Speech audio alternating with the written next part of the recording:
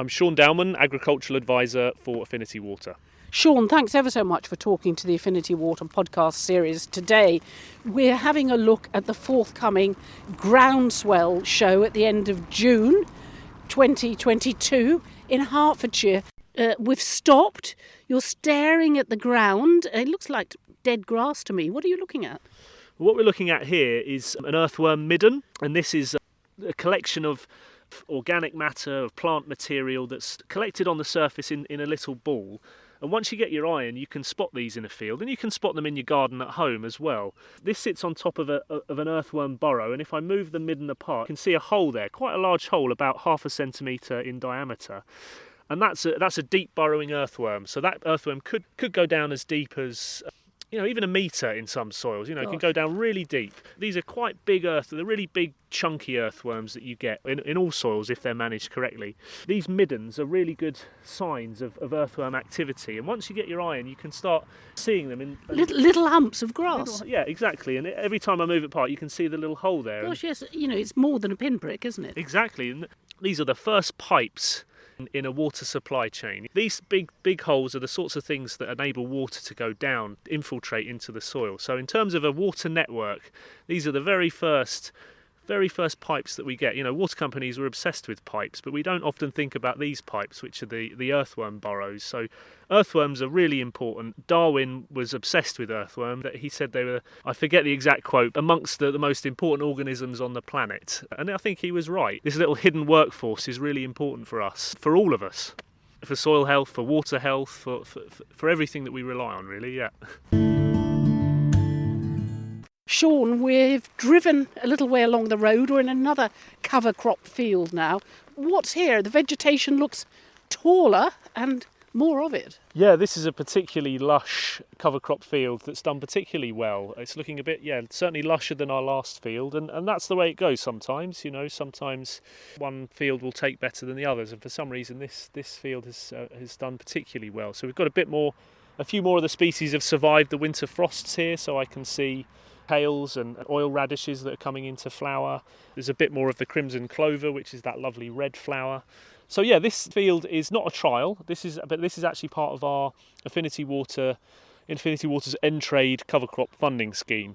So across this area, we provide funding farmers, which they can apply for through N-Trade, to grow cover crops. It's a bidding system. It's a reverse auction, yeah. So it's a bit like a reverse eBay, and they put down what price they're willing to accept to basically obtain funding to grow this cover crops. It's an acknowledgement that the fact that the farmer isn't harvesting anything from this crop, no crop that they can sell, there is a financial cost to the farmer of growing this cover crop.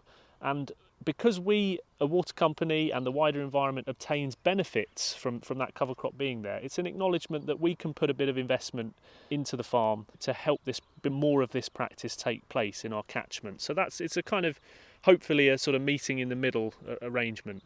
So it's Affinity Water really helping to provide high quality water and protect the environment on behalf of its customers. Exactly. I mean, we can view this as a water company asset in a way. The land that drains our... Oh look, here's a white. Yes. Cabbage white? I think, that's possibly a small white or green vein white butterfly, which is probably after some of the oil radish. They like the brassicas. So, that's another benefit. It's great to see.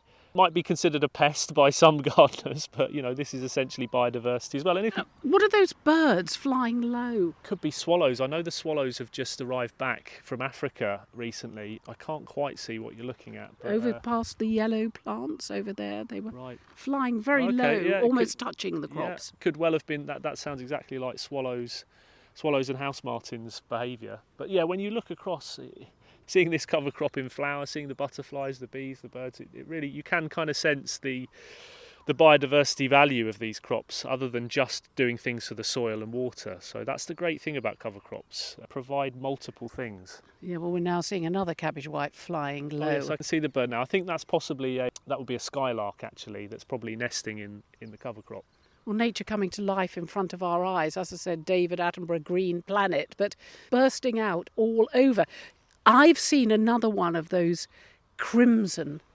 Yes, this is crimson clover, which is a lovely species. A really bright red flower. It's a legume, So this is a nitrogen fixer, so it's related to things like beans and obviously other clovers that you might get in your gardens. This one is just beginning to come into flower, and maybe in a few weeks' time the field will be a profusion of these little red jewels amongst the purple of the Phacelia. So there's an aesthetic value to these as well, I think, which, how do you put a value on that? I mean, there's footpaths that run through these fields. Affinity water customers, the public, are walking through these fields. There's a value to experiencing this in nature as well. So that's what I really find fascinating about these types of catchment, where water companies invest in catchments. You're providing a whole range of value, I think. And in terms of the scope of your funding for the on-trade cover crops, you've been doing this for a few years now with other water companies too, sometimes in collaboration. But, what's the scale of it? The target area covers much of North Hertfordshire, and we also cover bits of South Cambridgeshire, which we don't provide the funding for that part, but we do it in collaboration with Cambridge Water. So it's good to kind of mention that we both put money into the pot, and farmers across that area can apply. The scale in terms of number of hectares, last year we funded over 1,000 hectares of cover crop. We estimated those cover crops held on to over 50 tonnes of nitrogen that could have otherwise leached into the aquifer. Like I say, given all the other benefits these cover crops can provide, there's a whole additional value to that as well. Well, I feel as if I'm standing in the middle of an oil painting. Perhaps Constable didn't come this far, but we see the Royston and Hertfordshire rolling hills.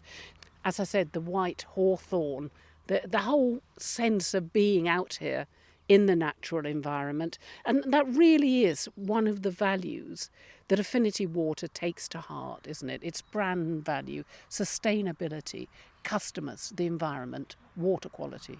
Exactly.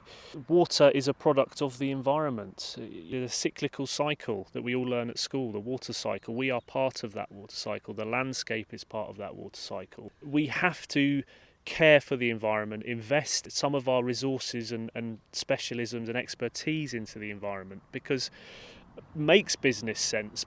We cannot have a long-term sustainable water supply system anywhere in the world unless you have a long-term sustainable environment. So the things are so interlinked. And like I said earlier, we don't live on a pristine island. Our land has been vastly altered over the centuries. Most of it is farmed. 70% of the land is farmed. So it's actually about working with farmers, and farmed land is a key part of that. There's still so many natural processes that go on in the farmed environment, and that's kind of what we're working towards with regenerative farming practices. And you'll be able to spread those messages at this year's Groundswell event with John and Paul Cherry and their Hertfordshire farm. Exactly. That's the event where all these sorts of topics are going to be discussed and debated. A great place to go if farmers in particular want to find out more about regenerative farming. So Shaun, see you at this year's Groundswell 2022, which is on the 22nd and 23rd of June. Just before we close, that lump of soil on your shovel, you've picked it up. Tell me what it tells us. Yeah, I've just dug a small spade's depth of soil.